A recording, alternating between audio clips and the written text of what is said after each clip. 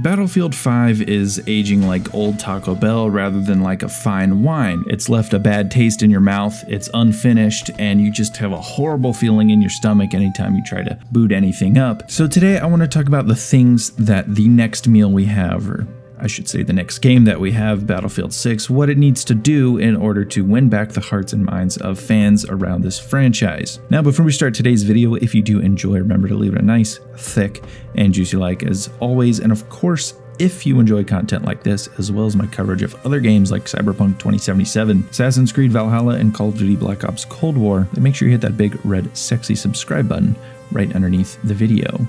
I also want to shout out my channel members. You guys are the ones that help make these videos possible, so thank you very much. If you do want to join, there's a link in the description underneath the video. So the first thing we ought to talk about is the setting. The setting is hugely important, and I think simply the best thing is a modern setting. It just offers so much in the way of developer creativity, the ability to not be confined to certain historical events and things like that. Customization can be a little bit more free. Now, obviously, I don't want to see weird, wacky stuff. If you like that, go play Fortnite. I want the game to feel authentic. I think we saw with Battlefield 5 how much authenticity plays a role into the game. I'm not saying it needs to be 100% accurate to real life, because Battlefield is not a milsim, but some authenticity adds a ton to the atmosphere and the overall player experience. So give us a modern setting, make it feel dope, make it look dope, make it feel authentic. Next thing you got to talk about is, of course, weapons and weapon customization. Since it's a modern setting, there's going to be a good amount of weapons to choose from. Now, as far as weapon customization goes, let's just say anything is better than what BF1 and 5 offered. I mean, adding one attachment like a suppressor is already better than both of those games combined. But in all honesty, the specialization system in BF5 was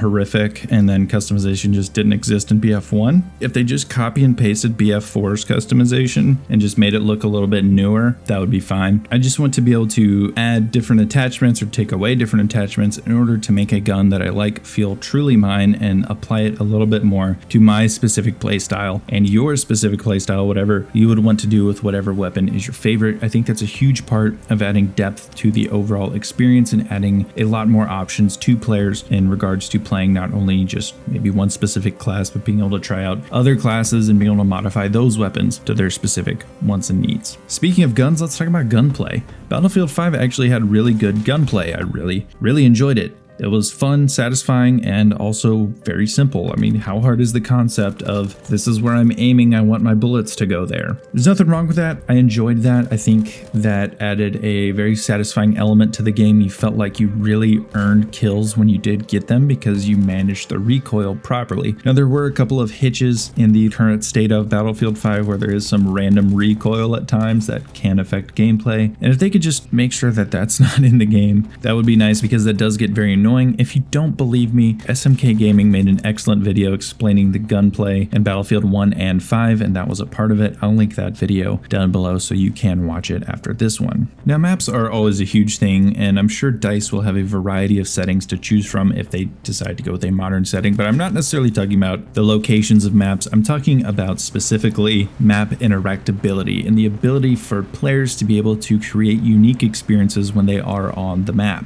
Now, of course, there is tried and true destruction. Everyone loves that. I don't think that's ever going to go away, but I think there is some more unique opportunities to be taken. I think bringing back an old school style of commander mode would be awesome, to where the commander actually has systems on the ground that allow him to do the various things that he can do. This includes being able to maybe take out certain things that are around certain objectives, like maybe if there's satellite dishes on objective B, then maybe you take those out. It creates a unique destruction event, and then the commander can't send artillery strikes because there's no radar. Something along those lines, to where the commander can be, in a way, affected by things on the ground. Now, there could be a little bit of a twist because they did add squad reinforcements in Battlefield 5. So maybe in taking those things out, if the enemy team does not control that particular point when you do take out those satellite dishes, maybe the squad leaders on the other team can no longer call in those squad reinforcements. Maybe something along those lines points just because that way it affects the team as a whole and is much more effective in defeating the other team rather than simply just affecting a commander. I don't know, I think that could be a unique kind of twist on things, but either way, an OG commander mode would be very much welcomed. And then of course there's unique field pickups. Battlefield 4 had a ton of these. Battlefield 1 had this a little bit with the elite classes, and then Battlefield 5 really didn't have much until the Pacific launched and we got the flamethrowers and the katanas. And I think that just goes to show you how important things like that are. Number one, just having pickups on certain objectives adds a value to that objective and a reason to be able to fight over a certain objective other than just we need points. And this would also reduce the amount of times that people are going to the other end of the map, just sneaking back there and backcapping you. Because honestly, that is a very good strategy. I'm not going to lie, because it cuts your team in half. So in order to prevent things like that from happening and being able to create value for the points in the middle of the map, Battlefield pickups will be huge. They also add a ton of variety to gameplay. And if DICE is just insistent on adding anti-tank rifles and MMGs into the game, I think that is the best way to implement those, because it is so annoying to have to encounter those as standard primary weapons. It just really makes the gameplay boring. Speaking of gameplay, class balance. Class balance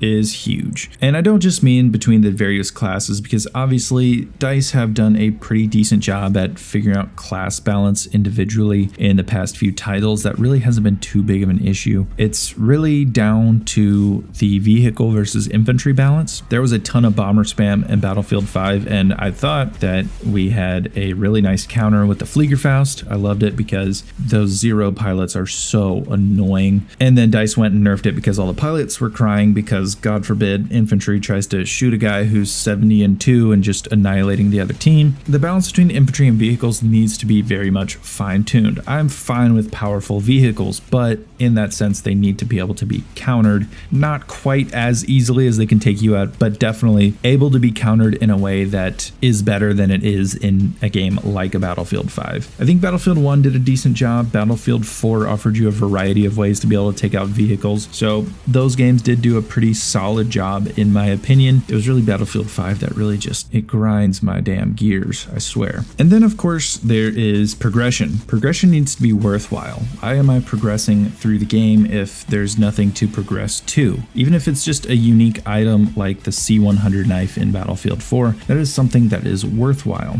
Battlefield 5, once you get past a certain point, all you're getting is company coin, and honestly who cares, because that's basically useless. I think some unique items that you can unlock through progression would be very much welcome back. Just adding something, some kind of reason to go on and get these crazy high rankings in these games. I think it would just be a really awesome way to go about things and give you a reason to want to earn those higher level ranks. Speaking of progression, let's talk about assignments. I guess that's kind of part of progression. Assignments have sucked in the past two games. They are terrible, especially Battlefield 5, because number one, they just broke the game for like the first 6 months of the game's existence. I think even to this day, there's issues if you have assignments tagged on, like you literally just can't complete them because it'll destroy the game. I don't know why assignments can't track just simultaneously. I feel like that's something that should just be a thing. I don't want to be restricted to a certain play style because I have certain assignments equipped that I want to be able to complete. I think that doesn't offer a whole lot to the experience. In fact, it takes away from the experience and it actually restricts players. And then of course, if for whatever reason you do have to select certain assignments to track, at least let me change them once I've completed them without having to quit out of a game completely. That's also super annoying. I hate it when I would complete an assignment if and when I ever could in BF5, and then I have to back all the way out, and if I'm playing with friends it's twice as annoying. I have to back all the way out and then change it out and then go all the way back into a game. Just an extra chore that should not be there.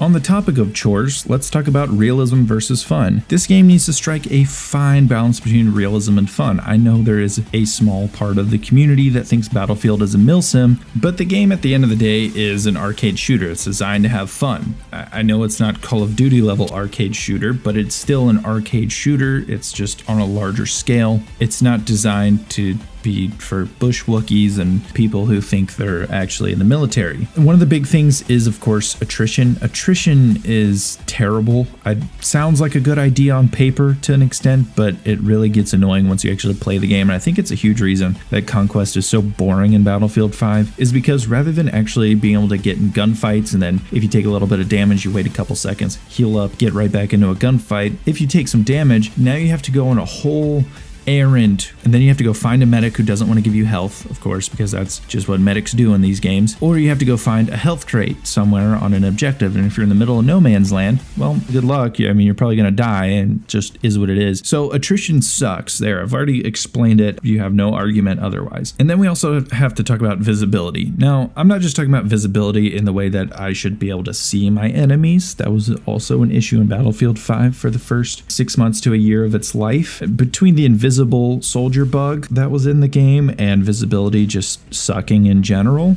that was a problem. And then, of course, there was no spotting, so it was twice as bad. So the camouflaged MMG camper Redditors who think that Battlefield has a milsim got empowered to equip their MMGs in camouflage to go hide in bushes in an arcade shooter even more, and just detracted from the overall experience. It's just not a great time when you can't see your enemies in what is essentially virtual laser tag with a cool skin on it. I'm all for a Vietnam game, but fighting the actual Viet Cong was apparently pretty terrible, so I don't really want to experience that in my Battlefield games, especially when they're not set in the Cold War.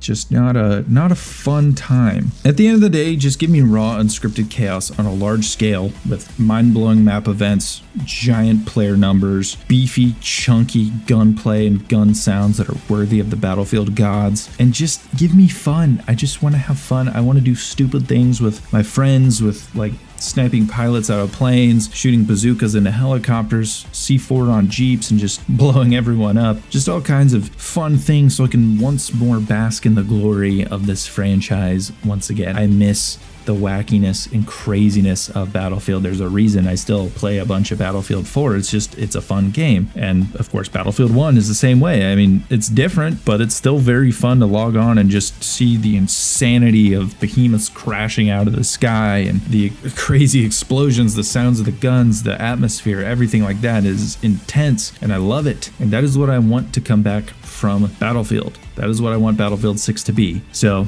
anyway, let me know down below what you guys think about Battlefield 6. What does it need to do for you to want to come back to the series? What do you think it needs to do to succeed? Let me know down below. And as always, if you did enjoy, leave it a nice, thick, and juicy like, and I will see you in the next video.